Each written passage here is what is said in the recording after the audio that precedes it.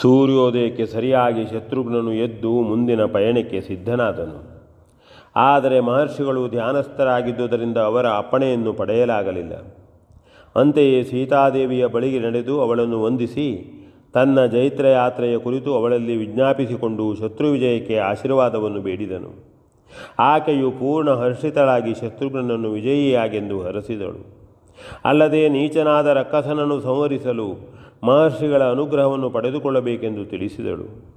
ಆಕೆಯು ಅದೇ ಕುರಿತಾಗಿ ನುಡಿಯುತ್ತಿದ್ದಾಗ ಶತ್ರುಘ್ನನು ಅರ್ಭಕರ ನೆತ್ತಿ ಮುದ್ದಾಡುತ್ತಾ ಆಕೆಯ ಮಾತನ್ನು ಕೇಳುತ್ತಿದ್ದನು. ಆದುದರಿಂದ ವಾಲ್ಮೀಕಿಯರು ಬಂದುದು ಅವನಿಗೆ ಪಕ್ಕನೆ ತಿಳಿಯಲಿಲ್ಲ. ಅದನ್ನು ಅರಿತ ಸೀತೆಯು ಅವರಲ್ಲಿಯೇ ಶತ್ರುಘ್ನನಿಗೆ ಶತ್ರು ನಿರ್ಮೂಲನಕ್ಕೆ ಪೂರ್ಣಾನುಗ್ರಹವನ್ನು ದಯಪಾಲಿಸಬೇಕೆಂದು ಪ್ರಾರ್ಥಿಸಿಕೊಂಡಳು. ಅವನು ವಂದಿಸಿ ಬೇಡಿಕೊಂಡನು. ಅಲ್ಲದೆ ತನಗೆ ಹೊರಡಲು ಅನುಜ್ಞೆಯಾಗಬೇಕೆಂದೂ ಪ್ರಾರ್ಥಿಸಿಕೊಂಡನು. ವಾಲ್ಮೀಕಿಯರು ಶತ್ರುಘ್ನನನ್ನು ಕುರಿತು, ನಿನ್ನ ಸೇನೆಯು ಮುಂದೆ ನಡೆಯಲಿ. ನೀನು ನಾಳೆ ಮುಂಜಾನೆ ಇಲ್ಲಿಂದ ಹೊರಡು. ಇಂದು ಮುಹೂರ್ತವು ಒಳ್ಳೆಯದಾಗಿಲ್ಲ. ಲವಣಾಸುರನ ಕುರಿತು ಹೇಳತಕ್ಕದ್ದೂ ಬಹಳವಿದೆ ಎಂದರು. ಪೂಜ್ಯರ ಅಪ್ಪಣೆ ಎಂದು ಶತ್ರುಘ್ನನು ತನ್ನ ಅನುಚರರಲ್ಲಿ ಒಬ್ಬನನ್ನು ಹಾಗೆಯೇ ತಿಳಿಸಿ ಕಳುಹಿಸಿಕೊಟ್ಟನು. ಮುಂದೆ ಆ ಮಾತು ಈ ಮಾತು ಎಂದು ಮಧ್ಯಾಹ್ನವಾಯಿತು. ಶತ್ರುಘ್ನನಿಗೆ ಮಕ್ಕಳನ್ನು ಆಡಿಸುತ್ತಲೇ ಇರುವ ಆಸೆಯಾಯಿತು. ಸೀತೆಗೆ ಶ್ರೀರಾಮನ ಕುರಿತಾಗಿ ಅವನಲ್ಲಿ ಮತ್ತು ಕೇಳುವ ಹಂಬಲ. ವಾಲ್ಮೀಕಿಯರಿಗೆ ಶತ್ರುಘ್ನನ ಮನಸ್ಸು ಶುದ್ಧಗೊಂಡು ಸೀತೆಗೂ ಪತಿಯ ಯೋಗಕ್ಷೇಮಗಳ ವಾರ್ತೆಯನ್ನಾಲಿಸಿ ನೆಮ್ಮದಿಯಾಗಲಿ ಎಂಬ ಬಯಕೆ. ಹಾಗಾಗಿ ಮಧ್ಯಾಹ್ನದ ಊಟಕ್ಕಾಗುವವರೆಗೂ ಶತ್ರುಘ್ನನನ್ನು ಸೀತೆಯ ಬಳಿಯೇ ಬಿಟ್ಟು ತಾವು ಬೇರೆ ಕೆಲಸದಲ್ಲಿ ನಿರತರಾಗಿದ್ದರು. ಶತ್ರುಘ್ನನು ಸ್ನಾನಾದಿಗಳನ್ನು ತೀರಿಸಿ ಮಹರ್ಷಿಗಳಿಗೆ ನಮಸ್ಕರಿಸಿ ಭೋಜನವನ್ನು ಪೂರೈಸಿದನು. ಅಂತೆಯೇ ಅವನ ದುಃಖವು ಶಾಂತವಾಗಿ ನೆಮ್ಮದಿಯಾಗತೊಡಗಿತು. ಮಧ್ಯಾಹ್ನದ ಮೇಲೆ ವಾಲ್ಮೀಕಿಯರು ಶತ್ರುಘ್ನನನ್ನು ಏಕಾಂತವಾಗಿ ಕುಳ್ಳಿರಿಸಿಕೊಂಡು, ಅಪ್ಪ, ಲವಣಾಸುರನ ಕುರಿತು ಹೇಳತಕ್ಕದ್ದು ಬಹಳವಿದೆ. ಅವನನ್ನು ಎದುರಿಸುವುದು ತೀರಾ ಕಷ್ಟದಾಯಕವಾದುದು. ಯಮುನಾ ನದಿಯ ದಂಡೆಯಲ್ಲಿ ಮಧುರಾಪುರವೆಂಬ ಪಟ್ಟಣದಲ್ಲಿ ಅವನು ರಾಜ್ಯಭಾರ ಮಾಡುತ್ತಾನೆ. ಕೇವಲ ದುಷ್ಟನು. ಅವನ ತಂದೆಯಾದ ಮಧುವೆಂಬವನು ಆ ಪಟ್ಟಣವನ್ನು ಕಟ್ಟಿ ಅದಕ್ಕೆ ತನ್ನ ಹೆಸರನ್ನೇ ಇಟ್ಟಿರುವನು. ಅವನು ಬಹಳ ವಿಕ್ರಮಿಯು. ಆತನೊಮ್ಮೆ ಬಹು ದೀರ್ಘಕಾಲದವರೆಗೆ ಶಿವನನ್ನು ಕುರಿತು ತಪಸ್ಸು ಮಾಡಿದನು. ಪರಮಶಿವನು ಮೆಚ್ಚಿ ಪ್ರತ್ಯಕ್ಷನಾಗಿ ಇಷ್ಟಾರ್ಥವನ್ನು ಬೇಡೆನ್ನಲು, ನಿನ್ನ ಕೈಯ ಶೂಲಕ್ಕೆ ಸರಿಯಾದ ಶೂಲವನ್ನೇ ನನಗೆ ದಯಪಾಲಿಸು ಎಂದು ಪ್ರಾರ್ಥಿಸಿದನು. ಶಿವನು ಹಾಗೆಯೇ ಆಗಲಿ, ಆದರೆ ಇದನ್ನೆತ್ತಿಕೊಂಡು ಸತ್ಪುರುಷರನ್ನು ಎದುರಿಸಬೇಡ. ಎಂದಾದರೂ ಹಾಗೆ ಮಾಡಿದರೆ ಅದು ನಿನ್ನನ್ನು ಬಲಿ ತೆಗೆದುಕೊಳ್ಳಬಹುದು ಎಂದು ನುಡಿದು ದಿವ್ಯವಾದ ಶೂಲವೊಂದನ್ನಿತ್ತು ಅನುಗ್ರಹಿಸಿ ಅಂತರ್ಹಿತನಾದನು.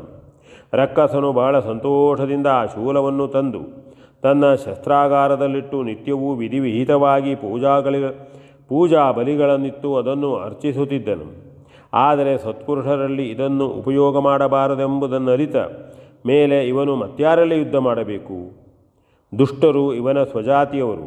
ಹಾಗಾಗಿ ಇವನಿಗೆ ಯುದ್ಧ ಮಾಡುವ ಸಂದರ್ಭವೇ ಇಲ್ಲದೆ ಕ್ರಮೇಣ ಇವನೇ ಉತ್ತಮನಾಗತೊಡಗಿದನು. ರಾವಣಾದಿಗಳ ತಾಯಿಯಾದ ಕೈಕಸೆಗೆ ಆಕೆಯ ಚಿಕ್ಕಪ್ಪನ ಮಗಳಾದ ಕುಂಬಿನಸೆ ಎಂಬ ಒಬ್ಬ ತಂಗಿಯಿದ್ದಳು. ಅವಳನ್ನು ಇವನು ತಂದು ಮದುವೆ ಮಾಡಿಕೊಂಡಿದ್ದನು. ಅವಳಲ್ಲಿ ಒಬ್ಬ ಮಗನು ಹುಟ್ಟಿರಲು ಅವನಿಗೆ ಲವಣನೆಂದು ಹೆಸರಿಟ್ಟು ಬಹಳ ಪ್ರೀತಿಯಿಂದ ಸಾಕುತ್ತಿದ್ದನು. ಆದರೆ ಈ ಲವಣನು ದಿನದಿನವೂ ದುಷ್ಟ ಸಂಘರ್ಷದಲ್ಲಿ ಬೆರೆತು ಕೇವಲ ದುಷ್ಟನೇ ಆಗಿ ಪರಿಣಮಿಸಿದನು. ಮಗನ ದುರ್ನಡತೆಯನ್ನು ಕಂಡು ಸಹಿಸಲಾರದೆ ಅವನನ್ನು ಸರಿದಾರಿಗೂ ತರಲಾರದೆ ದುಃಖಿತನಾದ ಮಧುವು ಒಂದು ದಿನ ಕಾಲಧರ್ಮವನ್ನು ನೈದಿದನು.